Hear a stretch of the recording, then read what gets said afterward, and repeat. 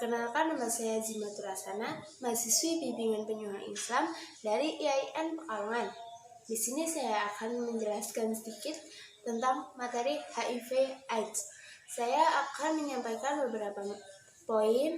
Yang pertama ada pengertian HIV/AIDS. HIV adalah singkatan dari Immunodeficiency Virus. Virus ini menyerang sistem kekebalan tubuh dan melemahkan kemampuan tubuh untuk melawan infeksi dan penyakit. Lalu, apa itu AIDS? AIDS adalah sindrom akhir dari virus HIV. Dan yang kedua, bagaimana sih cara penularan HIV itu? Jadi penularan HIV itu terjadi saat darah, sperma, atau cairan vagina dari seseorang yang terinfeksi masuk ke dalam tubuh orang lain. Infeksi HIV bisa terjadi melalui hubungan seks, baik melalui vagina ataupun dubur. Bisa pula dapat melalui produksi darah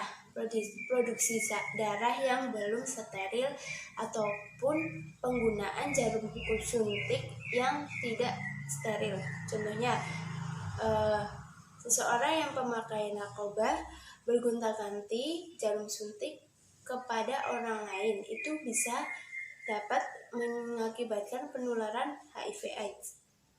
Dan ibu hamil yang terkena HIV bisa menulari bayi yang di dalam kandungan itu, baik proses persalinan, baik proses melahirkan, atau proses menyusui. Itu bisa juga mengakibatkan penularan HIV/AIDS kepada calon bayinya atau bayinya itu. Sampai saat ini belum ada vaksin yang dapat mencegah penularan HIV/AIDS. Meskipun demikian, infeksi dapat dicegah melalui beberapa hal. Yang pertama, janganlah bergonta-ganti pasangan. Yang kedua, jika ingin berhubungan sebaiknya menggunakan alat pengaman untuk terhindar dari infeksi atau penyakit HIV/AIDS. Yang ketiga, hindari penggunaan narkoba jenis apapun itu. Dan yang poin terakhir, jika Anda mempunyai pasangan tetapi Anda ragu apakah pasangan Anda itu terjangkit penyakit HIV atau tidak, sebaiknya Anda mengajak pasangan Anda untuk melakukan tes HIV yang bertujuan agar sama-sama mengetahui apakah ia terkena atau tidak. Dan itu cara pencegahan HIV atau pencegahan penularan HIV/AIDS.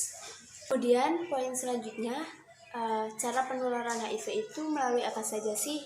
Nah, kita perlu tahu teman-teman bahwa penularan HIV itu tidak bisa melalui kontak kulit.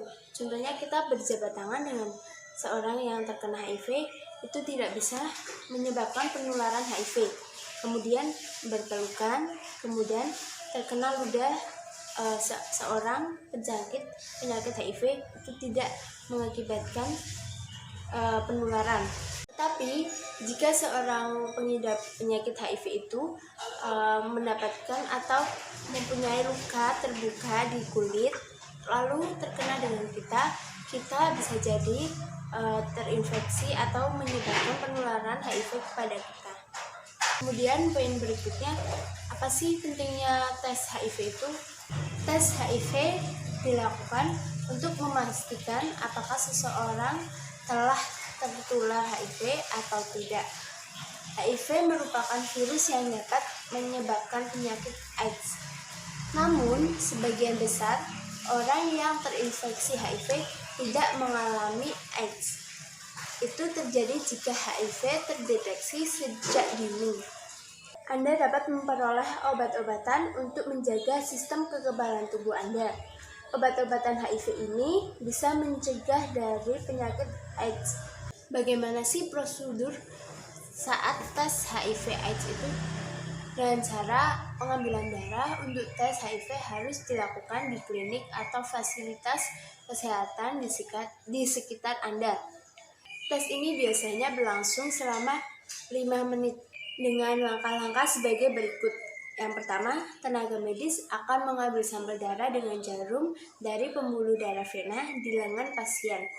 Tapi kalian jangan takut, karena itu buat kebaikan kalian. Poin selanjutnya, apakah kalian tahu ODA itu apa atau ODH? ODA adalah orang dalam HIV dan AIDS. Jadi, ODA itu orang yang terkena HIV atau AIDS. Apakah ODA itu berbahaya?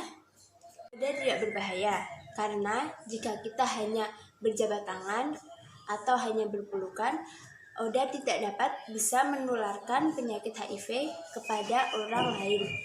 Apa kita perlu menjauhi ODA?